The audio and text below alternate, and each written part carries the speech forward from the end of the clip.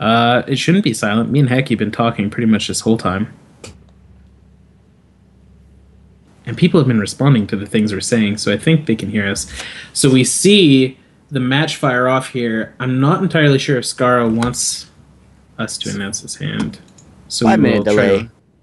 Does it 5 say? minute. Oh, yeah. Okay, he does say he's on a 5 minute delay, so we should be fine. Keeps a fairly nice opening hand, all things considered. Yeah, okay, Boffety had mute on. Good. It is. We can see. I wonder what order. What order it'll play out.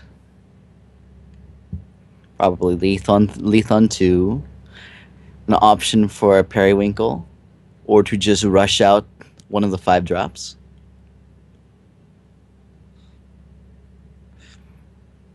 The copied Titanias does not keep the gem. Is that correct? Correct. Well, it doesn't keep the gem, and it actually doesn't create a new gem, which it should. But it Which could. is above... It could be a free troop. Mhm. Which could be a free calamity. May not have speed. Might not do. It will have speed. Well, it does have. Does it have speed naturally? Calamity has speed. Yeah, it's All right. speed and rush and can't be interrupted. And it deals 10 damage to the opponent and all their troops if it dies, and it goes to the deck instead of the graveyard if it dies, and it's also huge. And I mean, the Titanias actually was just shown to not have that gem. Not have Ruby, the major Ruby of Destruction. Well, it appears FrostWynn is playing Diamond Wild, which likely means that Skaro has changed the gems in his Majesty from direct damage to Spell Shield, which will mean that Etherealize and Martyr can't stop the Calamity on entering the board, which is, of course, one of the powerhouse situations that activate. Just like in the reserves, Titania's Majesty is so flexible that you're able to make these changes.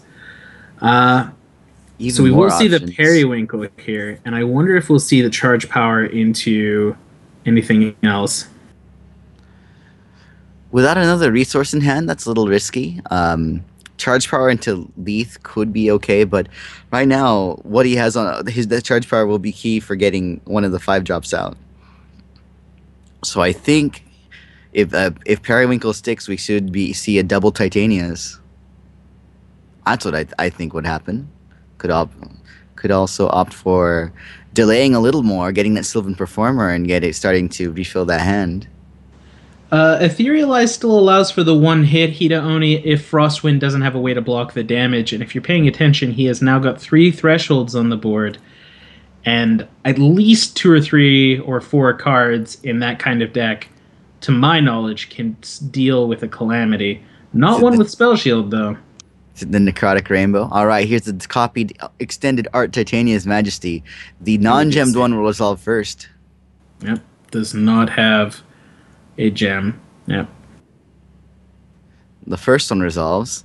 Get a free... First one resolves and he's a... Oh, that's weird. I could have swore it. I saw he must have right-clicked his Periwinkle at that moment. So he hits 5 shards. A wonderful website. The second one sees a Sandstone Rumbler, which does have that gem. Yep, there's the direct damage. Well, actually, it's speed. It's a speed gem. Oh, okay, I saw red. I saw red. Yeah. Still a cool interaction here. It'll be able to swing in and the Spirit-Bound Spile, throw its body in front, give up not only its mortal coil, but come back as a phantom.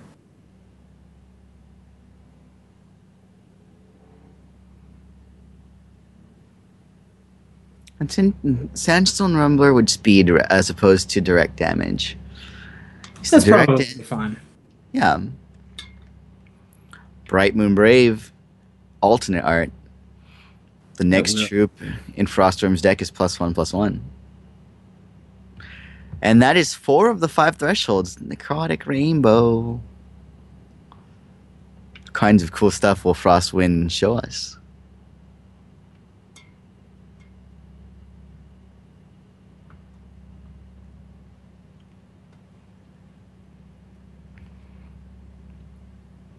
Then the next card is a Walking Calamity. Such luck. It's a little whiles off being played here, even with both of those Leaf Lyricists. The fun part is we just saw 10 cards off the top of the deck, some inserted, and then the next card is Walking Calamity. Yeah. Which is, I imagine if you're playing Majesty, a frustrating thing to see. But opting for a Sylvan Performer and 1 Leaf Lyricist, plus 2 resources if they survive to the next turn, and will be Shara will be able to draw cards whenever he plays a 5-cost or greater card. Neophyte Awakener, which will revert that Spirit Bound Spy. Extra blockers, extra damage. What Necrotic Rainbow thing is being stalled to? Well, I'm not sure about stall to. It certainly has a turn to answer to Majesty, but I'm not sure. Like, the win conditions seem really flimsy, which is what we saw in testing. Yeah, the possibility of Sepulchra as a 5/5 for 3. You have, what else? What else could we see? Just Shift Potpourri. Yeah. In just set 3, we don't have Lixil, we don't have Midnight Shepherd. We saw they were talking about Larch and Caller in chat, so likely we saw that last turn.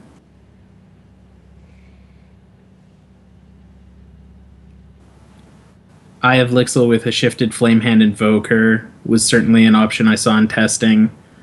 We will now see a double down Tempestuous Blade Dancer, which is crushed. So all these 1/1s, 2/2s won't do much blocking it, and 1 card drawn.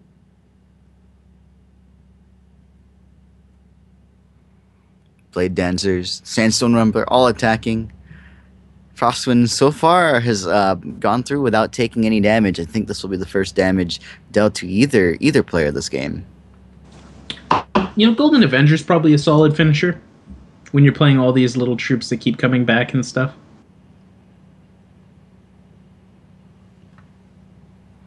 Double block on Sandstone Rumbler. At least we'll take care of that. Prevent that 6, letting all the crush go through. FrostWynn down to 12. And a Phantom. Phantom's back. Back again. Back again. I like how we were thinking of the exact same line. There is Eye of Lixil. And Eye of Lixil, with that Ruby and that Wild, can block damage from any of these troops, any of these elves out here. To prevent all damage from a card that shares a shard with a threshold he has. And is 2/2. Because of that Brightman Brave.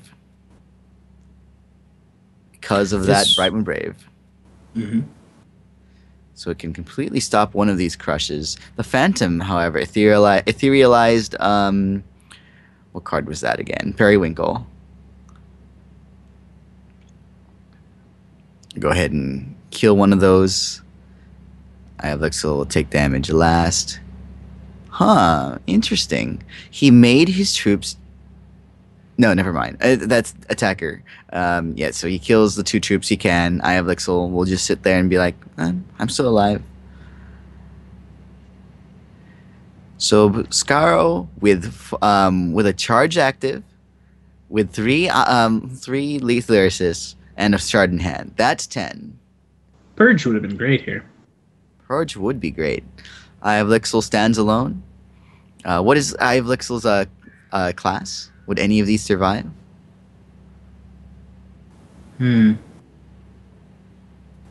of Lixil is a necrotic rogue, I want to say. Yes. So Sylvan Performer is actually a rogue. Yeah. So I wouldn't have cleared the board.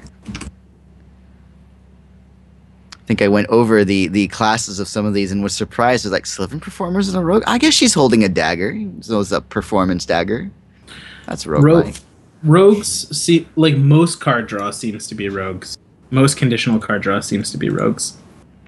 Those tricky rogues able to find things out of nowhere. Yeah. But as I mentioned last turn, that is 10 resources. Walking Calamity is in play. But Eye of Ixal can block all of that. However, FrostWynn at 7, and that Tempestuous Blade Dancer is also there with Crush. Yeah. It's interesting because the Walking Calamity will get blocked and not get through. So, another little situation here where things could get through. Interesting that we don't see the alpha, though, from Skaro. I think Scaro's alpha there was lethal. If Bards are a rogue class, how does that explain Exiled Bard? Hmm.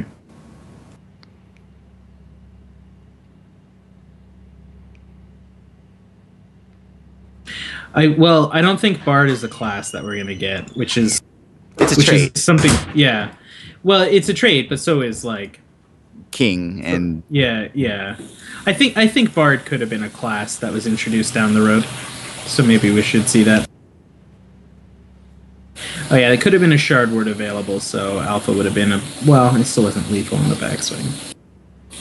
Brachiosaurus will eat some things. That is a lot of, with a lot of resources, you can end up playing a lot of cards. And those Sylvan Performers are certainly drawing one card for every five cost thing being played. So yeah, Brachiosaurus will eat the 2 biggest non-Eye of Ixal troops.